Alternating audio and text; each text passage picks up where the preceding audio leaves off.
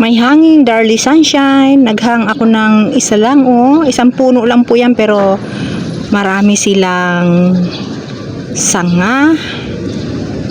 Ayan ang ating hanging Darly Sunshine. So, isang pat lang po yung ginawa kong hanging Darly. Ayan. Sinubukan ko lang maghang ng Darly Sunshine. Okay naman siya, oh. Tama-tama, mainit na po yung panahon ngayon. Gustong-gusto nila yung init. So, nagkakaroon na sila ng magandang color. Ayan.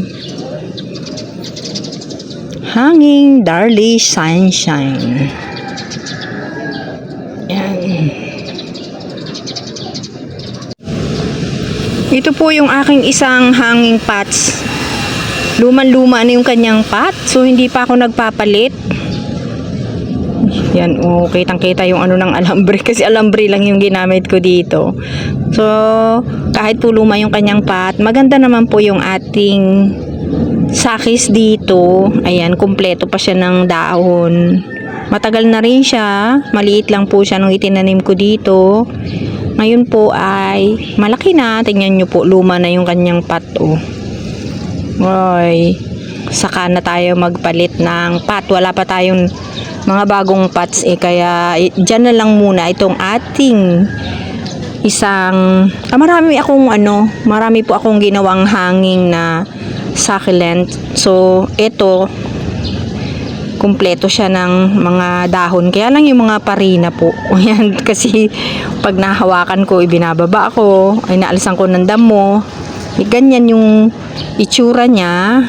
Isa sa ating mga inihang na succulent. O yan, kahit luma na yung kanyang pot. O, yung ating topsy-turvy, meron na natuyong dahon. O, kasi tag-init na po. Meron na siyang natutuyong dahon dito sa gilid. Pero meron siyang babies dyan sa gilid. Ayan. Nagtanggal na rin ako ng dalawang babies nito. Inilipat ko dun sa isa ko ring hanging pots. Ayan. Meron din akong isa nitong puno na may anak na rin dun sa isang hanging pots din. So, ito, nagtanim kasi ako ng mga sakis sa hanging pots. Yung mga iba po, pinakita ko na rin sa ating YouTube channel. Ayan, mayroon na siyang natutuyo. So, dry na kasi yung soil niya, guys. Hindi pa ako nakakapagdilig, kaya marami ng tuyo sa gilid ng ating topsy-turvy. Ayan, oh. So, ilan din itong natuyo. Kasi pag natutuyuan tayo ng dahon ng topsy-turvy, ng succulent, nababawasan po yung dahon nila. Pero natural lang po sa kanila yun na mabawasan sila ng mga dahon at saka natutuyo sa ilalim. So, natural lang po yan. Kaya lang nga, sobrang matagal ko na siyang hindi nadiligan, kaya meron na siyang dry leaves. So, ang ating isang succulent na nakahang pa rin. Guys, ito po pala yung isa kong pot ng sakis. Yung pinakita ko nakaraan, isang puno lang siya na may babies. Pero ito po ay 3. Ayan, ang lago nito, guys. Oh. Ayan, chinek ko rin siya kung meron na siyang na dry leaves. Kasi inalisan ko pa ito nung nakaraang linggo dahil meron siyang tuyong dahon. So, meron siya isa. So, yun nga po, natural lang po na magkaroon sila ng mga dry leaves sa ilalim. O, ayan. Ganda siya, punong-puno na po itong pot natin. O, 3 sila. Ayan. Kaya lang po, kapag inaalisan ko ito ng mga dry leaves, hindi ko maiwasan na hindi hawakan. Kaya yung mga mga parina, nasisira, pangit. Di bali, basta po buhay ang ating mga sakis. Kahit po natanggalan na siya ng parina, pero mas maganda kung hindi nababawasan ng parina para magandang tingnan at buong buo.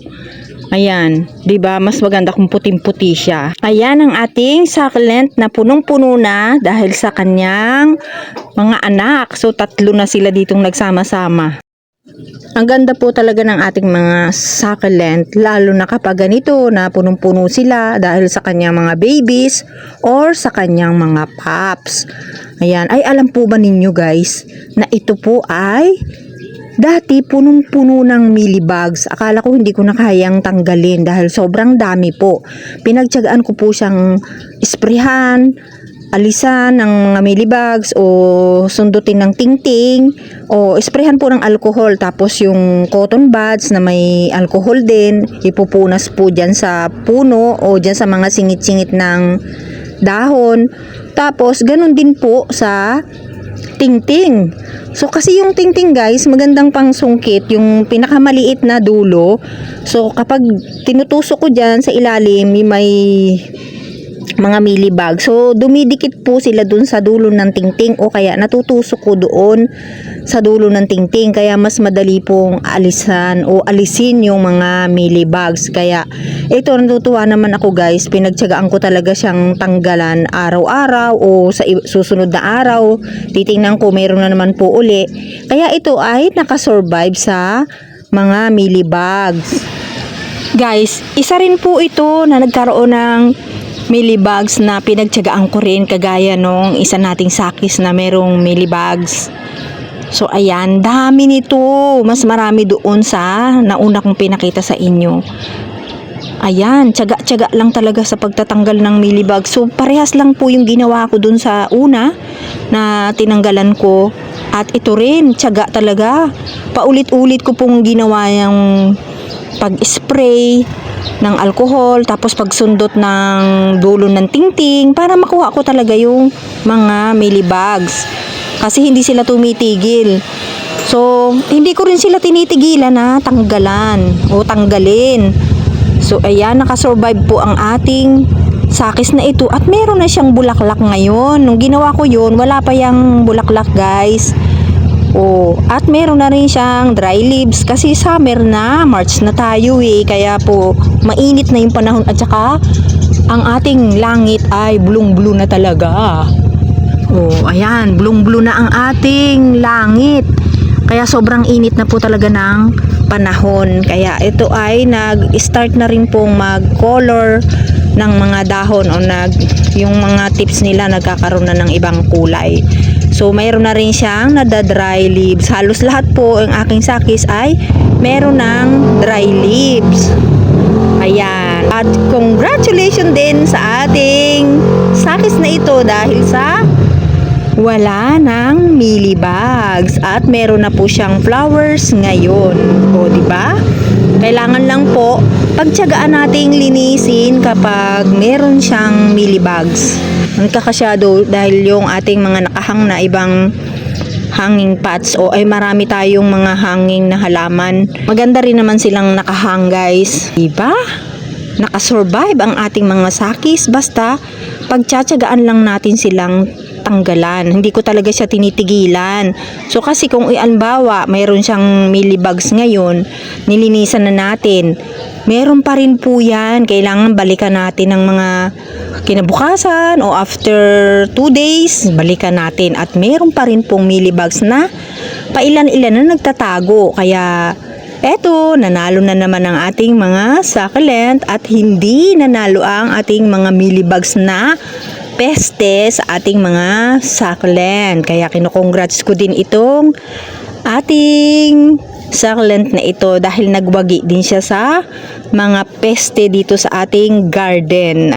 Ang pag-i-spray po pala ng alcohol ay kailangan po hapon, yung wala ng araw, halimbawa alas 5 o kaya gabi para hindi siya masusunog dahil siyempre yung alcohol po may chemicals yun. So pag naarawan, baka masunog yung dahon ng ating mga sakis. Kaya po, kailangan wala na pong araw bago natin gawin yung pag-i-spray ng ating mga sakis na gamit ang alcohol.